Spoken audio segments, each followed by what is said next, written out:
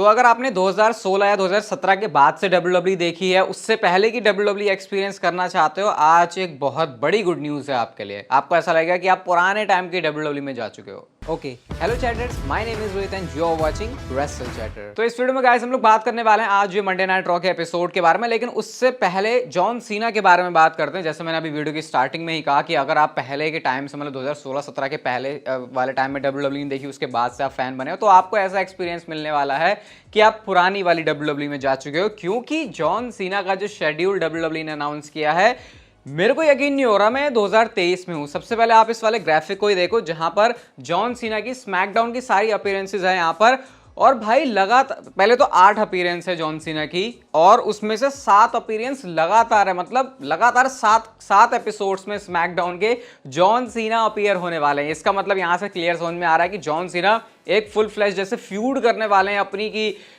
एक अपोनेंट उनके लिए होगा, पूरी वीक बाय वीक इसकी स्टोरी चलेगी। क्योंकि इससे पहले जॉन सीना जब भी फ्यूड करने के लिए आए, तुमको पता है कि 1-2 हफ्ते में WWE के पास ज़्यादा टाइम होता नहीं है, मैच सेटअप करते हैं, एक हफ्ता आते हैं, एक तब नहीं आते, उसके बाद सीधा प्रीमियम लाइव इवेंट में मैच हो जाता है। लेकिन अब आराम से तसल्ली से WWE के पास और जॉन सीना दोनों के पास टाइम है कि वो एक बढ़िया सी फ्यूड लिख सकें। और मैंने इसीलिए कहा कि 2016-17 से पहले जॉन सीना जैसे एक्टिव हुआ करते थे WWE कंपनी में, वैसी वाली आपको वाइब देगा। और अगर क्योंकि बहुत सारे पिछले 6 सालों में नए WWE फैंस भी जुड़े होंगे, तो उन्होंने सिर्फ नाम सुना होगा कि यार जॉन सीना इतना बड़ा। अब आप उस चीज़ को अच्छे से एक्सपीरियंस भी करोगे कि वो चीज़ क्या होती है एक्चुअल में देखने में। अब सुपरस्टार स्पेक्टिकल में जॉन सीना आ रहे हैं, अभी तो मुझे लग रहा है इसमें से पता नहीं कितनी अपीयरेंसेस ऐसी भी हैं जो कि पता नहीं है हमको, क्योंकि जब इतना एक्टिवली वो काम कर रहे हैं तो डेफिनेटली लाइव इवेंट्स के अंदर भी WWE उनको फीचर करेगी। और भाई जॉन सीना के लिए सैल्यूट बनता है यार। हॉलीवुड में थोड़ी सी स्ट्राइक पड़ी और उसकी वजह से वो आ गए। जैसे मैंने रॉक के केस में कहा था कि शायद वो ना आए क्योंकि वो ज्यादा हॉलीवुड वाले बंदे हैं, तो हो सकता है कि वो धोखा देने वाली बात हो। लेकिन जॉन सीना जैसा कहते हैं, हमेशा से उनका जो घर है वो WWE कंपनी है, और इस बात को वो प्रूव करते हैं। इवन अगर आप रोमन रेंस को भी देखो भाई, Roman Reigns definitely John Cena से बिजी शेड्यूल तो नहीं रखते, वो हम सबको पता है, क्योंकि हॉलीवुड के अंदर जब बंदा जाता है तो फिर वो नेक्स्ट लेवल की चीज़ हो जाती है। लेकिन जॉन सीना सारी प्रायोरिटीज़ आप अपनी साइड में रख के WWE कंपनी के ऊपर फोकस करना चाहते हैं, क्योंकि वो दिल से WWE को पसंद करते हैं। और इस बात के लिए तो मैं इतना खुश हूँ। मतलब जॉन सीना सामने आ जाए तो पुच्ची दे दूँ भाई मैं, क्योंकि अब वो पुराने वाला टाइम फिर से हमको देखने को मिलने वाला है। और आप भी देखोगे भाई जॉन सीना के क्या जलवे होते हैं। बाकी अब आप मुझे बताओ, कौन सा सुपरस्टार, कौन सी फ्यूड, कौन सी स्टोरी लाइन या क्या सेगमेंट में आप जॉन सीना को देखना पसंद करोगे? कोई एक ड्रीम सिनेरियो अगर आप उनके लिए दिमाग में आ रहा है जो कि वो करें अपने वापस से इस WWE के रन में। और पिछले 5 सालों में ऐसा, 5-6 सालों में ऐसा पहली बार होने जा रहा है, इतना एक्टिव जॉन सीना कंपीट करेंगे WWE के रिंग में। हम बात करते हैं गाइस सब लोग आज मंडे नाइट रॉ के एपिसोड के बारे में। और आज मंडे नाइट रॉ के एपिसोड में बहुत सारी पॉजिटिव चीजें हैं देखने के लिए। सबसे पहले जो शो की स्टार्टिंग है वो होती है सैमी ज़ेन और डेमन पीस्ट के मैच के साथ में। ये मैच इसीलिए था क्योंकि पेबैक के लिए एक स्टील सिटी और स्ट्रीट फाइट वाला मैच जो है इन्होंने ऑफिशियल किया हुआ है पेबैक के लिए, जहां पर केविन ओवेंस और सैमी ज़ेन होंगे अनडिस्प्यूटेड टैग टीम चैंपियंस, और अगेंस्ट में होंगे फिन बैलर और डेमन पीस्ट, क्योंकि इनके बीच में वैसे ही पंगा चल रहा है। अब इस मैच की बात करें तो देखो मैच डिसेंट सही था, सैमी ज़ेन मैच में डेमन पीस्ट तो ये परफॉर्मर अच्छे हैं काफी।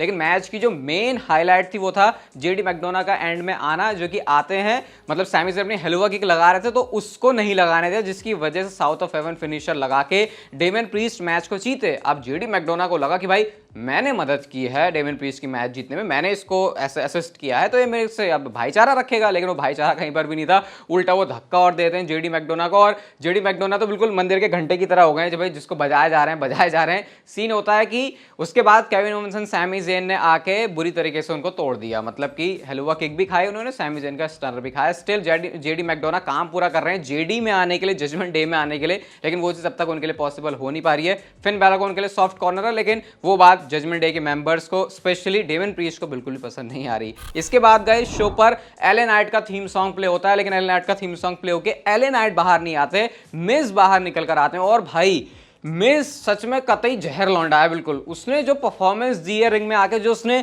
क्राउड की धज्जियां उड़ाई हैं एले नाइट के बारे में, मतलब अगर आप मिस का प्रोमो देखोगे ना जो उन्होंने किया है, पूरे बिल्कुल एले नाइट की तरह बन के आए हैं, उनकी तरह एंट्रेंस कर रहे हैं, आपको ऐसा लगेगा कि ये बंदा एक्चुअल में सामने खड़े खड़े किसी को रोस्ट कर सकता है, किसी को जलाने का पूरा दम रखता है। मिस ने आकर बात करी, सबसे पहले तो उनको बू मिली, मतलब सोच रहे हो क्राउड का क्या पोपट हुआ। पहले तो इतना अच्छा रिएक्शन दिया उन्होंने एले नाइट के थीम सॉन्ग की वजह से, लेकिन जैसे ही देखा कि वो मिस है, समझ में भी नहीं आ रहा होगा भाई स्क्रीन पे देखने के बाद भी, क्योंकि इतना ज्यादा सिमिलर लग रहे थे मिस जैसे एले नाइट दिखा करते, इतना बढ़िया तरीके से उनको वो कॉपी करके आए हुए थे। मिस कहते हैं भाई एले नाइट बंदे में कुछ खास नहीं है, ये कैच फ्रेजेस के दम पे चलता है। जो मैं अपने आप को आई एम ऑसम कह रहा हूं वो कोई कैच फ्रेज नहीं है, वो रियलिटी में है। वो कहते हैं ये पुराना कोई भी थिएटर से कैरेक्टर उठाया हुआ बंदा है, इसकी फैन फॉलोइंग हो रही है सिर्फ एम आई किसी भी वजह से। उसके बाद वो एलन नाइट की पूरी टी शर्ट का बैग लेके आते हैं और ऐसे बताते हैं कि जैसे वो क्राउड में फेंकेंगे, अब देंगे, लो भैया खुश हो जाओ सब लोग। लेकिन वो उस टी शर्ट को वहीं पर रिंग साइड पे पटक देते हैं और क्राउड ने उस चीज के ऊपर भी उनको बहुत तगड़ा वाला बू किया। और वो बताते हैं कि ये गेम एक्चुअल में किसका है, MIZ द मिस करके जैसे एलन नाइट वो बोलते हैं। मतलब उनका जो बोलने का तरीका रहता है एलन नाइट का, उसी तरीके से उन्होंने यहाँ पर उनकी बेइज्जती करने की कोशिश करी, जिसमें मेरी नज़र में तो बहुत सक्सेसफुल हुए। अगर एलन नाइट भी आ जाते तो शायद देखने में और मजा आता, लेकिन फिलहाल ये मिज ने हाइप और बढ़ा दी है जो मैच होने वाला पे बैक में। पता है इस मैच का रिजल्ट क्या होगा, लेकिन इससे पोटेंशियल पता चलती है कि जरूरी नहीं कि सुपरस्टार की स्टार पावर उस पॉइंट पर कैसी चल रही है वो होनी चाहिए। अगर वो कमाल का बंदा है तो वो किसी भी दिन कमाल का दिख सकता है। इसके बाद गाइस शो पर होता है new day versus Viking readers का मैच और रिंग साइड पर ड्रू मैकिंटायर और रिडल बैठे हुए होते हैं। रिडल कहते हैं भाई ये वाली मेरी चड्डी पहन ले, मतलब जो ट्रंक पहनते हैं सुपरस्टार, मेरी वाली पहन ले, इसमें ब्रो लिखा हुआ है, हम दोनों सेम टीम में तो हम ऐसे करेंगे। ड्रू मैकिंटायर अभी तो इस पिच को मुझे लगता नहीं है मानने वाले हैं, बट एक पॉइंट पर शायद जब ड्रू मैकिंटायर वो पहन के आएंगे चड्डी तो क्राउड शायद बहुत तगड़ा पॉप देगा। अब ये मैच होता है रिंग साइड पर, वो बैठे हुए थे, कमेंटेटर टेबल पर ही बैठे हुए थे। आइवार ने उठा के कोफी किंगस्टन को पटक दिया, ड्रू मैकिंटायर खुद भी पटक गए वो, और ऐसे गिरे कि ड्रू मैकिंटायर को इतना गुस्सा आया कि उन्होंने जिस चेयर में वो बैठे थे वही रिंग में जाके फेंक दी।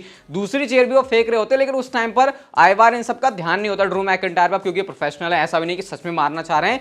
तो ड्रू मैकिंटायर ने उठा तो वो ली थी, अब पोपट हो जाता कि भाई अब किधर जाके मारो, तो उन्होंने वो जेवियर वुड्स के मुंह पे फेंक के मार दी, ऐसे दिखाने के लिए कि मैं तो गुस्से में हूं। उसके बाद क्या होता है, कैनन बॉल ड्रू मैकिंटायर के ऊपर पड़ता है, वो गिर जाते हैं और इवेंचुअली इस मैच में जो विक्ट्री है वो वाइकिंग रेडर्स को मिल जाती है। इसके बाद ड्रू मैकिंटायर गुस्से में जाते भी है कि वो मारने जाएंगे, लेकिन तब तक वाइकिंग रेडर्स वहां से सरक लेते हैं। मैंने अपनी पता नहीं किसी एक वीडियो में बताया था कि ड्रू मैकिंटायर को रैंडी ओटन जैसा करने की कोशिश शायद WWE नहीं कर रही है, लेकिन देख के तो ऐसा लग रहा है भाई, रिपोर्ट्स जो है वो शायद गलत मुझे लग रही हैं। एक्चुअल में ऐसे ही लग रहा है कि जो रैंडी ओटन और रिडल की केमिस्ट्री WWE ने बनाने की कोशिश करी थी इसमें सक्सेसफुल थी, शायद वो चीज WWE ड्रू मैकिंटायर और रिडल के साथ करिए, देखते हैं कितनी सक्सेसफुल होती है। इसके बाद आते हैं इंटरकॉन्टिनेंटल चैंपियनशिप गुंथर, और गुंथर यहां पर आकर बताते हैं कि गेबल ने हरा दिया मुझे, लेकिन उसने कुछ नहीं किया। क्या उसने मेरे पास से टाइटल ली है? नहीं लिया टाइटल, अभी भी मेरे पास अनाउंसर टेबल के ऊपर जैसे वो अपना ट्रेडिशनली प्रोमो कट कर रहे होते हैं वैसे वो बात करते हैं। और वो ये भी कहते हैं कि अब गेबल के पास असली मौका मैं चलो उसको देता हूं नेक्स्ट वीक के लिए। वो खुद ही अपनी जो चैंपियनशिप इंटरकॉन्टिनेंटल चैंपियनशिप उसको ऑन द लाइन रख रहे हैं कि अब अगर गेबल के अंदर दम है तो वो मेरे से चैंपियनशिप जीत के दिखाए।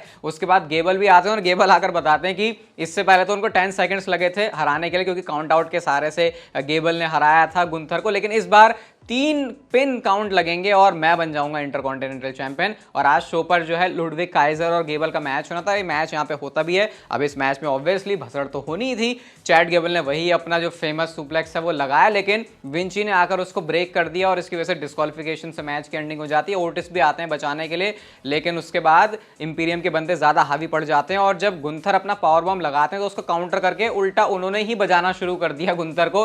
वो तो फिर से वहां पर लुडविग काइजर और विंची होते हैं, तो इस वजह से इंपीरियम को एंड में जाके अपर हैंड ही मिलता है। लेकिन ये देख के बहुत अच्छा लग रहा है कि गुंथर वो सुपरस्टार है जो कि हारा नहीं है पिछले काफी कुछ दिनों से, मतलब बहुत टाइम हो गया, काफी महीने हो गए उस चीज को, और गेबल को यहाँ पे इतना स्ट्रॉन्ग दिखा रहे हैं और क्राउड इस चीज को पसंद भी कर रहा है। इसके बाद गाइस शो पर होते हैं सेथ रॉलिंस, और सेथ रॉलिंस का थीम सॉन्ग प्ले होता है, क्राउड उनके लिए गाने गा रहा है। सेथ रॉलिंस ने अगर आज ब्रे वायट को बहुत अलग अलग तरीके से ट्रिब्यूट दिया। सबसे पहले तो यावी वावी जो कि ब्रे वायट का कैच फ्रेज रहता था वो उन्होंने बोला अपने प्रोमो के स्टार्टिंग में ही। जो उनकी साइड प्लेट्स थी उसमें से एक प्लेट पर फील्ड बना हुआ था, तो वो भी एक काफी अच्छा जेस्चर था। वैसे ब्रे वायट के बारे में बताने के लिए और भी बातें आज भी शो पर उनका ट्रिब्यूट था, लेकिन इस वीडियो में ज्यादा बात नहीं करूंगा उस बारे में, मैं फोकस कर रहा हूँ मंडे नाइट रॉ पर, क्योंकि कुछ ऐसी और बातें आई हैं ब्रे वायट के बारे में जो कि शायद आपकी जाननी जरूरी है, शायद शाम को हो सकता है वीडियो आ जाए। अब फिलहाल सेथ रॉलिंस और मंडे नाइट रॉ के ऊपर फोकस करते हैं। तो सेथ रॉलिंस यहाँ पर नाकामुरा के बारे में बात करते हैं कि कैसे ये बंदा जो है माइंड गेम्स खेल रहा है और ये मेरी फैमिली डॉटर इन सब चीज़ों को घसीटने की कोशिश कर रहा है। लेकिन सेथ रॉलिंस इस बात को क्लियर करते हैं कि अगर नाकामुरा को कुछ चाहिए तो भाई मेरे सामने आके बात कर, फेस टू फेस आ,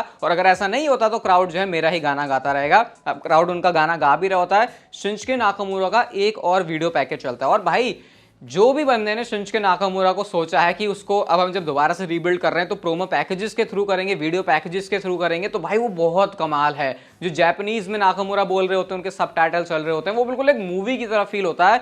और more than a character feel आ रही है शिंजुके नाकामुरा की, स्पेशली इन वीडियोस की वजह से जो टाइटनट्रॉन के ऊपर चलती हैं। यहाँ पर नाकामुरा यही कहते हैं मुझे उसकी बैक पर अटैक करना, फिर से वो उनकी डॉटर वाइफ सारी चीज़ों को ड्रैग करते हैं और बताते हैं कि वो उनसे उनका टाइटल भी लेने वाले हैं। ऐसा करके नाकामुरा काफ़ी पॉजिटिव थे। अब नाकामुरा की इन बातों का जवाब सेथ रॉलिंस को तो देना ही था। वो कहते हैं ओके ये था हमारा लेजेंडरी शिंजुके नाकामुरा। फिर वो बात करते हैं कि वो वाला नाकामुरा कहाँ है, पुराने वाला जिसने टोक्यो डोम को मेन इवेंट किया था। ऐसी बातें बोल रहे होते हैं, बट पीछे से आकर अटैक कर दिया शिंजुके नाकामुरा ने सेथ रॉलिंस के ऊपर और उसके बाद एक किक भी लगाई और एक स्टेटमेंट फिर से दे दिया है। नाकामुरा ने जो आज कपड़े पहने हुए थे, एमएमए वाली वीडियोस भी हम उनकी देख रहे थे, उनके कपड़े भी जो थे बिल्कुल जैपनीज वाले लग रहे थे, जैसे वहाँ के ट्रेडिशन में नहीं पहनते, उनकी जो स्पिरिचुअल प्लेसेस होती है वहां पर जो लोग यूजुअली पहनते हैं वैसा कुछ पहन कर आए थे। ये कैरेक्टर अब नाकामुरा का बहुत मस्त लग रहा है। इसके बाद गए शो पर Tommaso Champa and Bronson read का मैच था। इस मैच में बताने वाली बात यही है, वो है एंड में क्रूसिफिक्स पिन लगा के जो बॉच हुआ भयंकर वाला, मतलब ऐसा लग रहा था कराई क्यों। अब अगर आपने वो स्पॉट देखा तो आपको समझ आ गया होगा। विक्ट्री यहाँ पर टोमासो चांपा को मिल जाती है, जो कि हो नहीं रहा वैसे उनके साथ, क्योंकि ब्रॉन्सन रीड को हराना आजकल थोड़ा सा मुश्किल हो रहा है। इसके बाद गाइस रिया रिप्ली शो पर होती है, वो अपने बारे में बात करती है कि मेरे जितना तगड़ा कोई नहीं है। रोड्रिगेज भले ही स्ट्रॉन्ग है, उसके पास स्ट्रेंथ है, लेकिन वो रिया ब्लडी रिप्ली बिल्कुल भी नहीं है। रकेल रोड्रिगेज ने आकर अटैक किया रिया रिप्ली के ऊपर, डोमिनिक ने डिस्ट्रैक्ट करने की पूरी कोशिश करी, रिया रिप्ली ने फायदा उठाने की भी कोशिश करी, लेकिन रकेल रोड्रिगेज ने ही बजा के भगा दिया रिया रिप्ली को भी और डोमिनिक मिस्टीरियो को भी। और अब देखते हैं पे बैक में ये जो कंपटीशन दिख रहा है रिया रिप्ली और रोड्रिगेज का, उसमें से क्या सीन बनता है। इसके बाद गए शो के मेन इवेंट में बेकी लिंच और ज़ोई स्टार्क का मैच था। विमेंस डिवीजन रिया replay, Raquel Rodriguez, Becky Lynch, Trish stratus और ज़ोई स्टार्क ने मिलके बहुत इंप्रूव कर दिया है। आज ही फॉल्स काउंट एनीवेयर मैच था। मैं इस मैच के बारे में ज़्यादा इसलिए नहीं बोलूंगा क्योंकि मैं आपको बोलूंगा, अगर आपको विमेंस डिवीजन पसंद नहीं आ रहा तो इस मैच को जाके आप जरूर देखना। ट्रिश स्ट्रैटस की इसमें इन्वॉल्व होना, यहाँ पे हम यूज देख रहे हैं टेबल्स का, चेयर्स का, कैंडोस्टिक का, कहाँ जाके लड़ रहे हैं, रैंप पर लड़ रहे हैं, इसके बाद अटेंडेंस में जाके लड़ रहे हैं। एंड में ज़ोई स्टार्क का मुक्का पड़ जाता है ट्रिश स्ट्रैटस के ऊपर और इसका फायदा उठा के बेकी लिंच ने मैन हैंडल लगा दिया और इस मैच में विक्ट्री ले ली। फॉल्स काउंट एनीवेयर मैच में अब सीधा स्टील केज मैच होने वाला है बेकी लिंच और ट्रिश स्ट्रैटस के बीच में और ये होगा पे बैक में। जाते जाते मैं आपको रोमन रेंस के बारे में भी एक बहुत तगड़ी चीज बता देता हूं जो कि उन्होंने कर दी है। आप लोग वाला स्टैट देखो जहां पर पिछले 35 सालों में पहली बार ऐसे होने वाला है। It will be the first 3-year title run for a world champion in WWE in more than 35 years। और रोमन रेंस से कारनामा कर चुके हैं क्योंकि 3 साल उनके पूरे हो चुके हैं। आपको याद होगा कैसे उन्होंने आज से बहुत टाइम पहले जाके पे बैक में यूनिवर्सल चैंपियनशिप को जीता था और रोमन रेंस ने जो काम है उसको करके दिखा दिया। बाकी जॉन सीना की आपको कैसी एक्साइटमेंट मुझे कमेंट सेक्शन में जरूर बताना। ये वीडियो अच्छी लगी तो like share subscribe notification bell को ऑन कर दो and I will see you guys in my next video.